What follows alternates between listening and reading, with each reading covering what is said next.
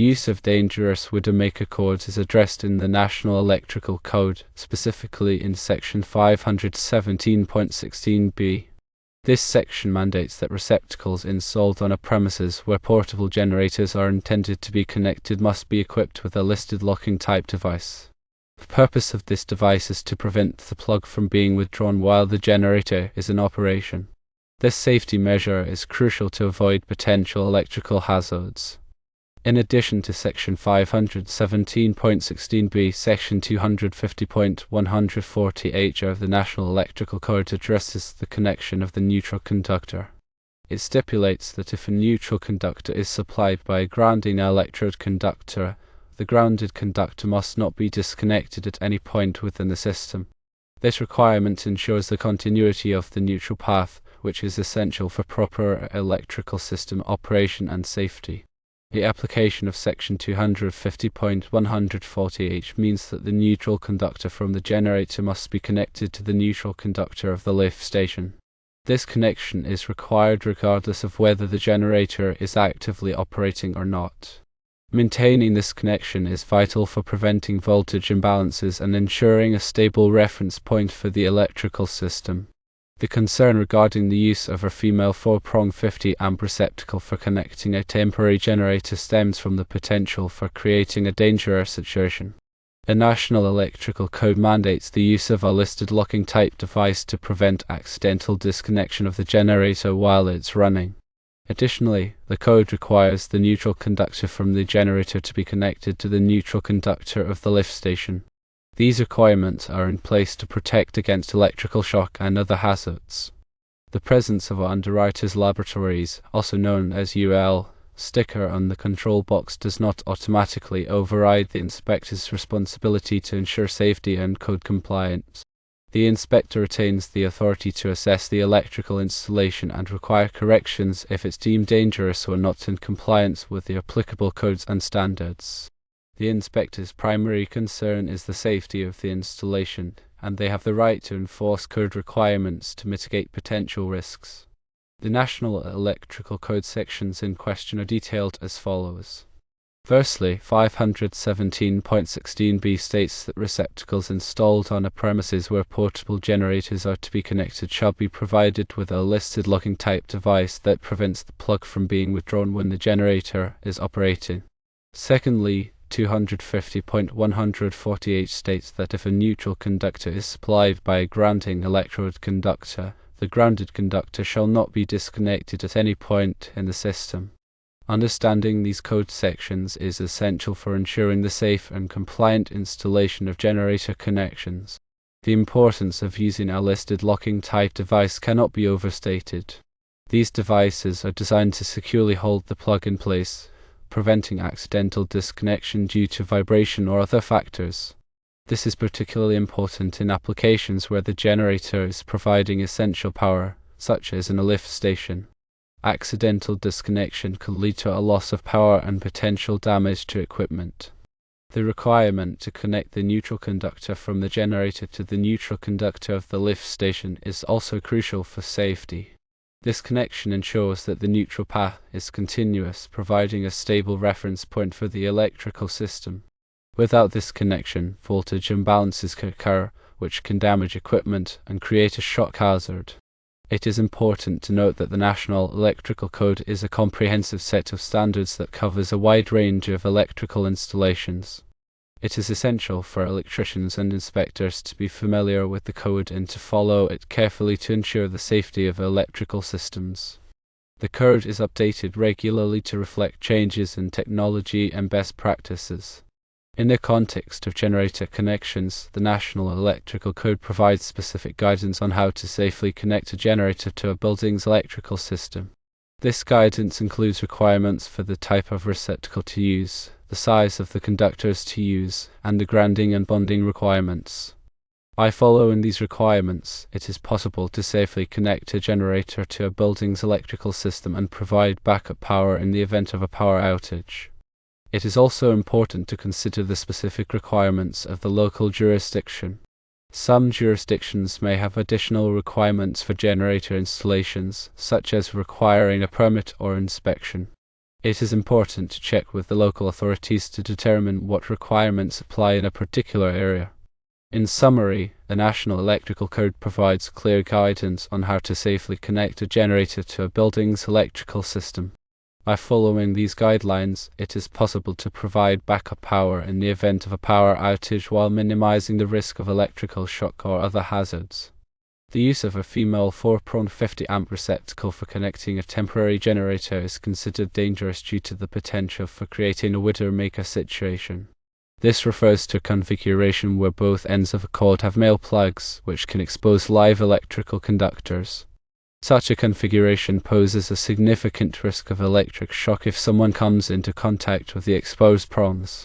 The National Electrical Code addresses this issue by requiring the use of listed locking type devices for generator connections. These devices ensure that the plug cannot be withdrawn while the generator is operating, preventing accidental exposure to live conductors.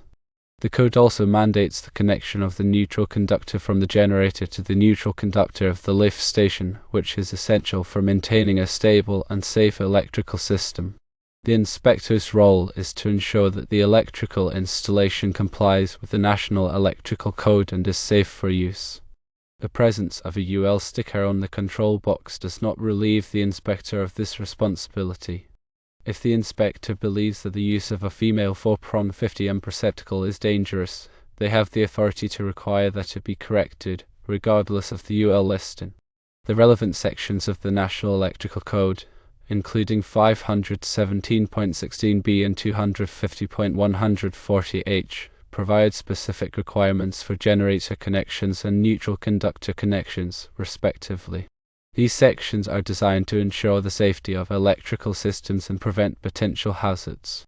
It is important for electricians, inspectors, and anyone working with electrical systems to be familiar with these requirements and to follow them carefully. The National Electrical Code is a comprehensive set of standards that covers a wide range of electrical installations. It is updated regularly to reflect changes in technology and best practices. By following the National Electrical Code, it is possible to ensure the safety and reliability of electrical systems.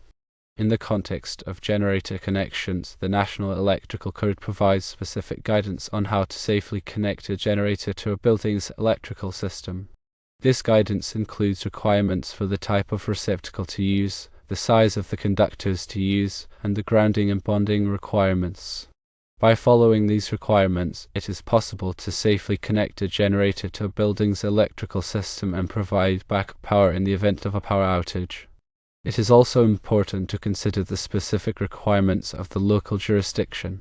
Some jurisdictions may have additional requirements for generator installations, such as requiring a permit or inspection. It is important to check with the local authorities to determine what requirements apply in a particular area. The National Electrical Code is not a static document. It is constantly being revised and updated to reflect new technologies, changing safety concerns, and the collective experience of electrical professionals. These revisions are typically incorporated into new editions of the code, which are published every 3 years. As a result, it is important for anyone working with electrical systems to stay up to date on the latest edition of the National Electrical Code and to be aware of any changes that have been made.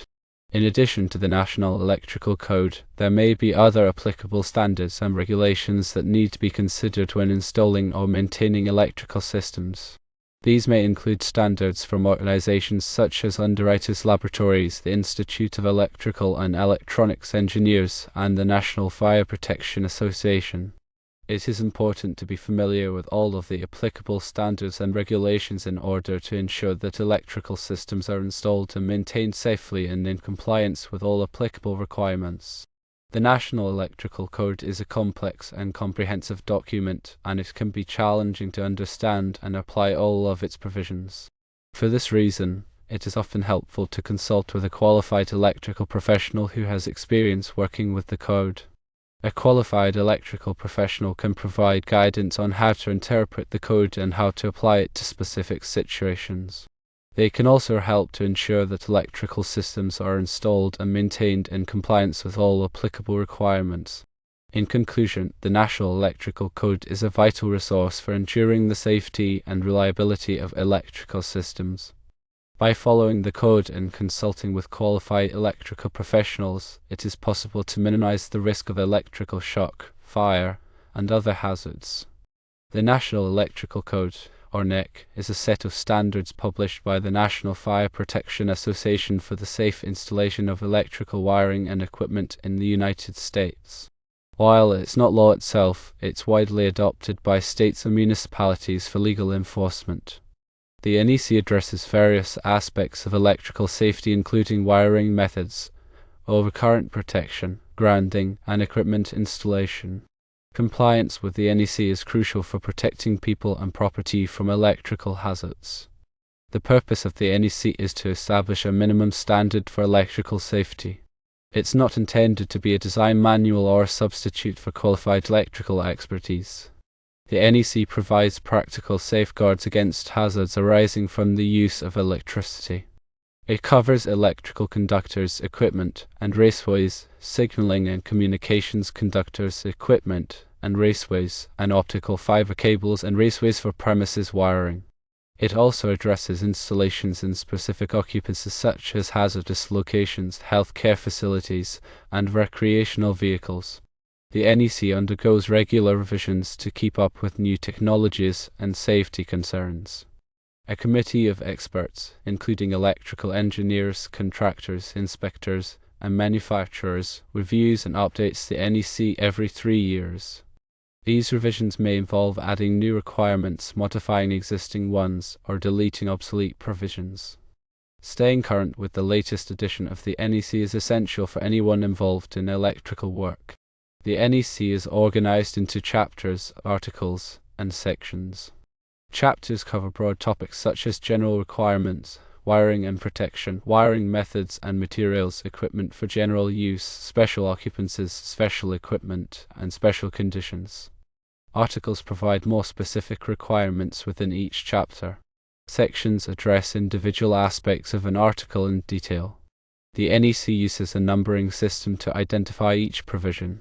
For example, Section 300.14 covers the length of free conductor at outlets and switch points. The first number refers to the chapter, the second number refers to the article, and the third number refers to the section. Understanding the NEC organization and numbering system can help you quickly find the information you need. The NEC includes various tables and examples to illustrate its requirements. Tables provide information such as conductor ampacity, conduit fill, and equipment grounding conductor sizes. Examples demonstrate how to apply the NEC requirements in specific situations. These tables and examples can be valuable resources for understanding and complying with the NEC. The NEC covers a wide range of electrical installations, including residential, commercial, and industrial settings. It provides specific requirements for each type of installation based on its unique characteristics and hazards. For example, the NEC has different requirements for wiring in a dwelling unit compared to wiring in a hazardous location. Understanding the specific requirements for each type of installation is crucial for ensuring electrical safety. The NEC addresses various aspects of grounding and bonding to protect against electrical shock and fire. Grounding provides a path for fault current to flow back to the source, causing the overcurrent protected device to trip and to energize the circuit. Bonding connects all metal parts of an electrical system together to create a low impedance path for fault current. Proper grounding and bonding are essential for minimizing the risk of electrical hazards. The NEC includes requirements for overcurrent protection to protect electrical circuits and equipment from damage caused by excessive current. Overcurrent protective devices such as circuit breakers and fuses are designed to interrupt the flow of current when it exceeds a safe level. The NEC specifies the types and sizes of overcurrent protective devices that must be used in different applications. Proper overcurrent protection is essential for preventing electrical fires and equipment damage. The NEC addresses various wiring methods including conduit, cable, and raceways. Conduit provides a physical barrier to protect conductors from damage. Cable consists of 2 or more conductors encased in a protective sheath. Raceways are enclosed channels designed to hold conductors. The NEC specifies the types of wiring methods that can be used in different applications. Proper wiring methods are essential for ensuring the safety and reliability of electrical systems. The NEC includes requirements for the installation of electrical equipment such as panel boards, transformers, and motors. These requirements address issues such as clearances, ventilation, and protection from physical damage. Proper equipment installation is essential for ensuring the safe and efficient operation of electrical equipment. The NEC also addresses special occupancies such as hazardous locations, healthcare facilities, and recreational vehicles. Hazardous locations are areas where flammable gases, vapors, or dust may be present. Healthcare facilities require special electrical systems to ensure patient safety. Recreational vehicles have unique electrical systems due to their mobile nature. The NEC provides specific requirements for each type of special occupancy to address its unique hazards. The NEC also addresses special equipment such as electric signs, swimming pools, and solar photovoltaic systems. Electric signs require special wiring and grounding to prevent electrical shock. Swimming pools require bonding and ground fault circuit interrupters to protect swimmers from electrical hazards. Solar photovoltaic systems generate electricity from sunlight and require specific wiring and protection methods. The NEC provides specific requirements for each type of special equipment to address its unique hazards. The NEC is a valuable resource for anyone involved in electrical work. It provides a comprehensive set of standards for the safe installation of electrical wiring and equipment. By following the NEC, you can help protect people and property from electrical hazards.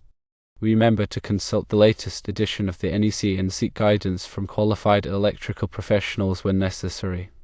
Understanding and applying the NEC requirements is essential for ensuring electrical safety and compliance.